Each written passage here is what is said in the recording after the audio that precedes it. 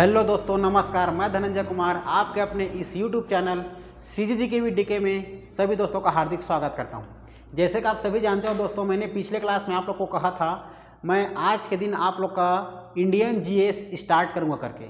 तो Indian GS लेकर आज मैं आप लोगों के सामने उपस्थित हो गया हूँ दोस्तों। जैसे कि आप सभी जानते हो, क्या जानते हो दोस्तों, यही कि मैंने आप लोग को पिछले क्लास में डेली रोज़ ऑनलाइन क्लास लेता था। आज उसी सेशन को आगे बढ़ाते हुए मैंने आज आप लोगों के लिए भारतीय संविधान लेकर आया हूं। और मैं पिछले क्लास में छत्तीसगढ़ का पूरा जिला परिदर्शन खत्म कर दिया हूं। यदि नहीं देखे होगे तो जाकर के छत्तीसगढ़ पूरा जिला परिदर्शन देख लेना दोस्तों। ठीक है, मेरा प्लेलिस्ट में जाकर के लाइव क्लास में आज आप लोग का चर्चा का विषय रहेगा भारतीय संविधान। धीरे धीरे मैं पूरा इंडियन जीएस को कंप्लीट करूंगा दोस्तों। भारतीय इतिहास, भारतीय संविधान, भारत का भूगोल और भारत का अर्थव्यवस्था सबको मैं कंप्लीट करूंगा। आप वीडियो को शुरू से लेकर अंत तक देखना। यदि आप किसी भी एग्ज़ाम की तैयारी कर रहे हो, चाहे वो CGPSC के हो, चाहे वो ADO का हो, चाहे आप प्रयोगशाला परिचारक का हो, चाहे पुलिस की हो, चाहे आप लोग का SSC GD का हो, सभी में हमारा काम आता है Indian GS. Hostel warden, Patwari, A to Z दोस्तों। ये इंडियन जीएस एक ऐसा चैप्टर है जो कि हमारे छत्तीसगढ़ में या हमारे भारत या केंद्र सरकार के अंतर्गत जो भी एग्ज़ाम होता है सभी में पूछा जाता है 10 से 15 क्वेश्चन, 20 क्वेश्चन तक। तो आप लोग अच्छे से पढ़ते चलिए। मैं जीरो से लेकर के हाई लेवल तक लेकर जाऊंगा। हर एक प्रकार का जो एग्ज़ाम रहता है, कठिन से कठिन चाहे सरल से सरल, सब एग्ज़ाम में जो आता है क्वेश्चन सब में आप लोग का क्या आएगा, काम आएगा और सब के सब सॉल्व होगा दोस्तों। क्लियर है? तो चलो समय को ध्यान में रखते हुए आज हम लोग स्टार्ट करते हैं आप लोगों का भारतीय संविधान। क्या स्टार्ट करते हैं दोस्तों? हेडिंग डालना आज आप लोग भारतीय संविधान। भारतीय संविधान, ठीक है। इंडियन कॉन्स्टिट्यूशन, ठीक है। इंडियन कॉन्स्टिट्यूशन, भारतीय संविधान। तो भारतीय संविधान दोस्तों क्या है? भारतीय संविधान कहाँ से आया है? भारतीय संविधान एक हमारे नियम कानूनों के एक संग्रह होता है जो राज्य एवं जनता के बीच का एक व्यवस्थित क्रम होता है, जो एक दूसरे के प्रति जीवन जीने का अधिकार होता है, जो एक कर्तव्य निभाने का एक दायित्व होता है सबके साथ। ठीक है, तो हम देखेंगे कि हमारा भारतीय संविधान हमारे भारत में आया कहाँ से, कितने लोगों ने भूमिका निभाई, प्राचीन से लेकर के अब तक के वर्तमान में लेकर के मैं जोड़ूंगा। धीरे से आप लोग शुरू से लेकर के अंत तक देखना, तब समझ में आएगी। आज आप लोग का पहला क्लास है दोस्तों। धीरे धीरे करके मैं 35 से 40 क्लास में पूरा इंडियन कॉन्स्टिट्यूशन को, भारतीय संविधान को ख़त्म करने का क्या करूँगा, प्रयास करूँगा। क्लियर है? तो याद रखना भारतीय संविधान। भारतीय संविधान को मैं आप लोगों को प्राचीन इतिहास से लेकर से शुरू करता हूँ। देखो, जैसे जैसे कबीला लोग आए, आदि मानव लोग जैसे आए थे, तो आदि मानव में भी शुरू हो गया था हमारा नियम कानून। समझ रहे हो? उसी में शुरू हो गया था। देखो कैसे, मान के चलो पहले क्या था हमारे इतिहास में, पहले समझो, सुनो, है ना। तो भारतीय इतिहास में सबसे पहले आप लोगों का आदि मानव लोग थे जो झुक कर चलते थे। जो झुक कर चलते थे आदि मानव कहलाते थे। उसको हम लोग क्या बोलते थे? होमो इरेक्टस। होमो इरेक्टस कहते थे। होमो इरेक्टस अर्थात जो झुक के चलते थे, पहले झुक कर चलते थे।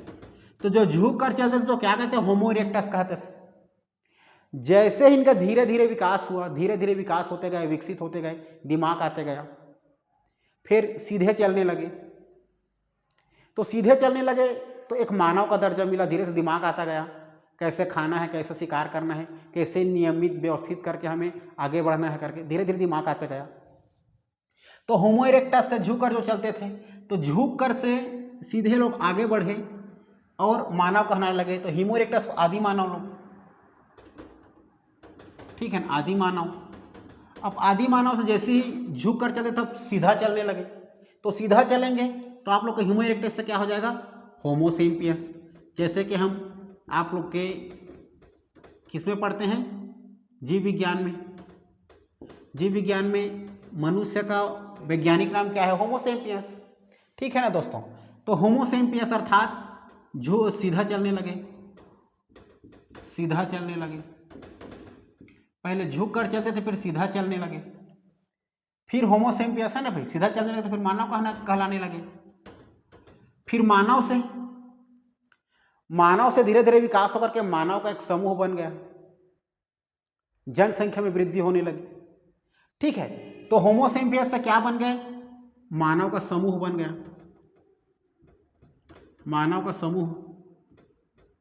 तो मानव का समूह बना, तो जैसे मानव का समूह बना, तो मानव का समूह बना मतलब आप लोगों का एक कबीला बन गया दोस्तों। कबीला अर्थात एक छोटी सी समाज बन गई। कबीला एक सरदार के नियंत्रण में रहता था, तो अर्थात मानव का समूह बन गया, और मानव के समूह को नियंत्रित करने के लिए क्या बन गया? कबीला बन गया। क्या बन गया? मानव का समूह को नियंत्रित करने के लिए क्या बन गया? कबीला बन गया, कबीला। तो जैसे ही कबीला बना, तो कबीला में एक सरदार होता था। ठीक है, आज भी देखने को मिलते हैं आदिवासी लोगों में कबीला। तो कबीलों में एक सरदार होता है, तो सरदार होता है तो उनके नियम, उनके कानून से चलना पड़ता है, उनके बनाए हुए व्यवस्थित नियम से चलना पड़ता है। एक सरदार बोल देगा तुम यहीं से रहना करके, तो व्यक्ति, उसके जो प्रजा रहता है वहीं पर रहता है, जो सदस्य रहता है। एक सरदार बोल देगा आज हमें शिकार के लिए जाना है, तो शिकार करने जाना पड़ता है। अर्थात एक नियम कानून से चलता है। अर्थात हमारा नियम कानून प्राचीन काल से चलते आ रही है, धीरे धीरे। फिर धीरे से लिखने शुरू है हमारे लोगों द्वारा, बड़े बड़े नेताओं द्वारा, पढ़े लिखे लोगों द्वारा। ठीक है, तो मानव का समूह से को नियंत्रित करने के लिए कबीला बना। ठीक है, कबीला। इसी कबीला को विश्व की क्या कहते हैं दोस्तों? विश्व की प्रथम प्रशासनिक इकाई कहते हैं। विश्व की प्रथम प्रशासनिक इकाई किसे कहते हैं? तो कबीला को कहते हैं। तो विश्व की प्रथम प्रशासनिक इकाई किसे कहते हैं? तो कबीला को कहते हैं। फिर इसी कबीला को नियंत्रित करने के लिए क्या बन गया? समाज बन गया दोस्तों। क्या बन गया? समाज। कबीला को नियंत्रित करने के लिए क्या बन गया? समाज बन गया, समाज। ठीक है, कबीला को नियंत्रित करने के लिए एक समाज बन गया। फिर एक समाज से दूसरे समाज होने लगे। समाज, एक छोटी समाज, फिर जितना जनसंख्या बढ़ते गया, इधर के प्लाट लोग अलग समाज हो गए, इधर के समाज अलग हो गए। समाज से तात्पर्य था उस समय दोस्तों लोगों में विभाजन, न कि जातियों में विभाजन। संविधान हमारा जाति भेदभाव को नहीं देखते, सबको समान अधिकार प्राप्त है हमारे संविधान के अंतर्गत। समझ रहे हो? समाज का तात्पर्य है ज़्यादा जनसंख्या होना, मतलब अलग अलग अपने स्थानों पर रहना। समाज मतलब एक प्रकार का परिवार। ठीक है, तो समाज, कबीला को नियंत्रित करने के लिए समाज बना। ठीक है, फिर समाज को नियंत्रित करने के लिए एक राज्य बना। राज्य से तात्पर्य होता है राजा शासन, अर्थात राज्य व्यवस्था। ठीक है, कबीला को नियंत्रित करने के लिए समाज बना। फिर समाज को नियंत्रित करने के लिए क्या बना? राज्य का निर्माण हुआ। राज्य बना। ठीक है, समाज को नियंत्रित करने के लिए राज्य बना। और इसी राज्य बना जैसे ही तो राज्य का निर्माण हुआ, तो राज्य में एक व्यवस्था बनी। ठीक है, तो राज्य में एक व्यवस्था का निर्माण हुआ। इसी व्यवस्था को हम राज व्यवस्था कहते हैं, अर्थात इंडियन कॉन्स्टिट्यूशन कहते हैं, भारतीय संविधान का राज्य व्यवस्था कहते हैं, अर्थात राज्य व्यवस्था, भारतीय राज्य व्यवस्था या भारत का राज्य व्यवस्था। ठीक है, तो राज्य बना तो इसमें एक व्यवस्थित दृष्टि से क्या बना? एक नियम बना, एक व्यवस्था बना, जिसको है ना राज्य बना। तो राज्य में व्यवस्था स्थापित करने के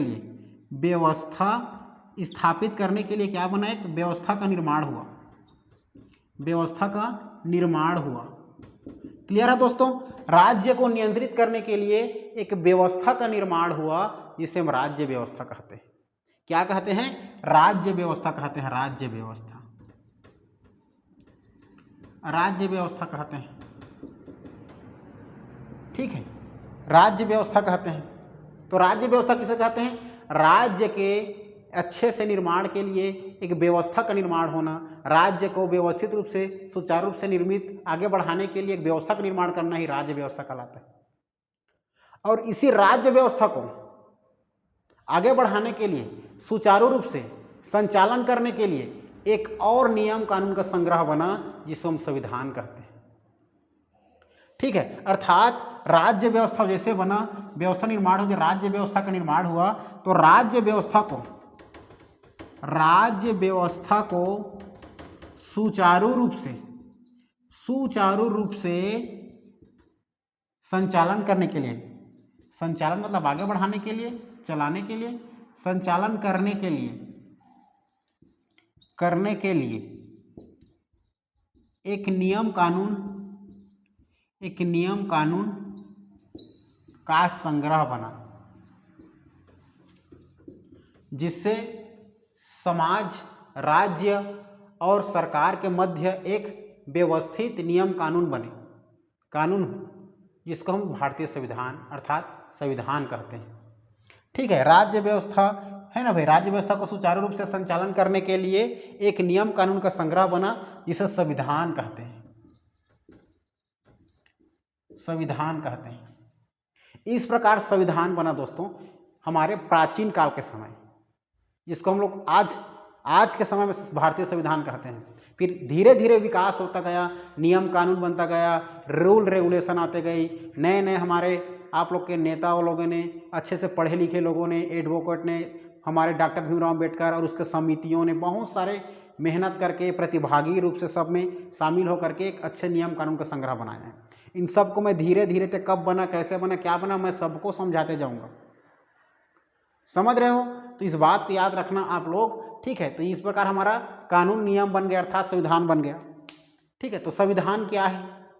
संविधान नियम एवं कानूनों का एक व्यवस्थित संग्रह होता है दोस्तों, जिसमें मानव समाज एवं राज्य एवं समाज अर्थात राज्य और नागरिक के मध्य अधिकार को बताता है। ठीक है, एक नियम कानून को बताता है। यही नियम और कानून का सत्ता का दायित्व का संचालन होता है। इसी से हमारा दैनिक जीवन आगे बढ़ता है। अगर हमारे अंदर में कानून और नियम नहीं रहेगा तो हम नहीं जी सकते, नहीं चल सकते।